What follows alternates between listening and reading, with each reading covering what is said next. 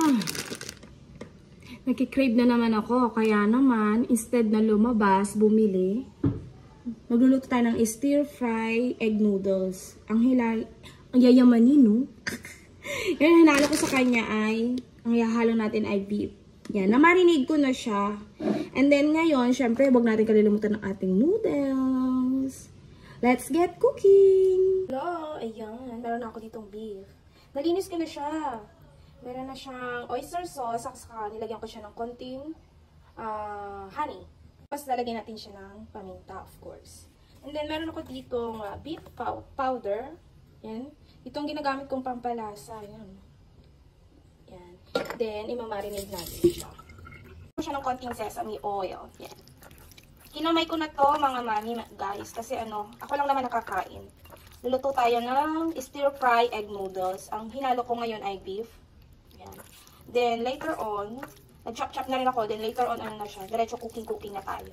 Start with water first. Ayan. Then, habang naantay natin siya, na kumulo. Ayan, na ito yung aking egg noodles. Ito ang gamit ko. Pagpasensyahan nyo na yung kuko ko dyan. Char. And then ito, meron ako ditong ginayat ng carrots. Ginawa ko siya kahapon. Then meron ako ditong garlic at spring onion.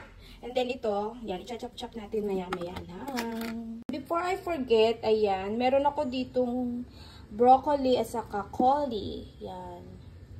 Tanggalin natin ito mamaya. Yan. Nalinis ko na siya actually. Pero galing kasi ito sa rep. Ang dami ko kasi nito. Kaya naman, syempre, kailangan gawa tayo ng paraan para makain to. Mas marami ang gulay ko kaysa sa noodles ko. Oh. Ayan. Then, kumukulo na, i-blanch muna natin itong ating mga gulay. Para mamaya, stir-fry natin siya. Luto na siya. Ayan, kumukulo na siya. Meron akong tubig dito. Lagay natin siya dyan para ma-stop yung kanyang cooking process. Kasi ayoko nang medyo overcook. Gusto ko half cook lang. Para yung sustansya niya talagang andyan pa. Para naman kasi yung gulay medyo soggy or overcook. Pinapatay natin ng sustansya. Then ito, mga cauli na to, pwede natin siyang gawin ko cauliflower rice, bake. Yan. Masarap na siya kahit hindi masyadong maraming echo-echo. Ngayon, gusto ko siyang ihalo dun sa aking stir fry. Para naman, iba-ibang potahe. Bukas, iba ulit. Yan, kumukulo na siya.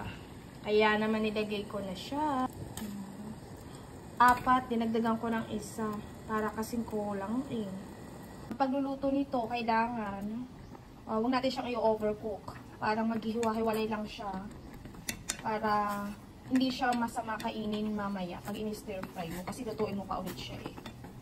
Guys, na-drain ko na siya. Para hindi siya mag-stick together, lagyan siya ng konting oil. And then, i-mix. Inuna ko siya ng onion leeks para mas maganda, mas masarap. Hintay lang natin siya. Then, onion. Then, garlic.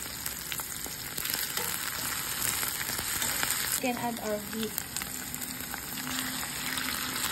Hindi ko dito mabilis lutuin. Kasi sobrang nilipis niya. Pang, pang Korean food siya. Samyup, pang samyup. And then, we can add our carrot. Naaamoy nyo na ba? Ako dito, nangangamoy. Ang sarap.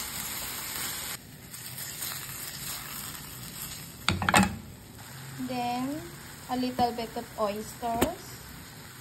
A little bit of sugar. Only a little. Yan. And stir natin siya. Yan. And then, add our star of the dish. Broccoli at cauli.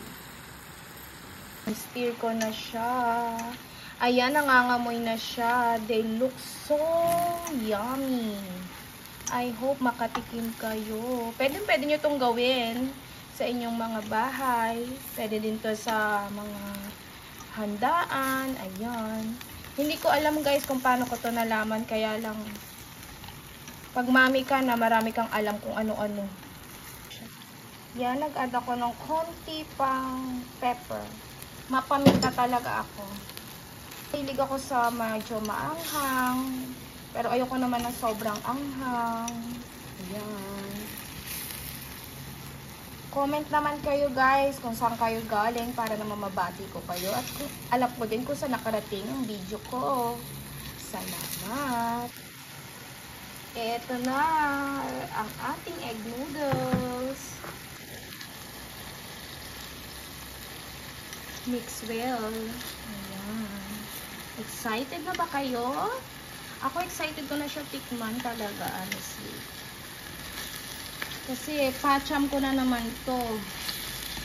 Hindi ko alam kung magwawagi pero talagang ang sarap niya. Look. My noodles are tender. Guys, I'm gonna try. Very yummy.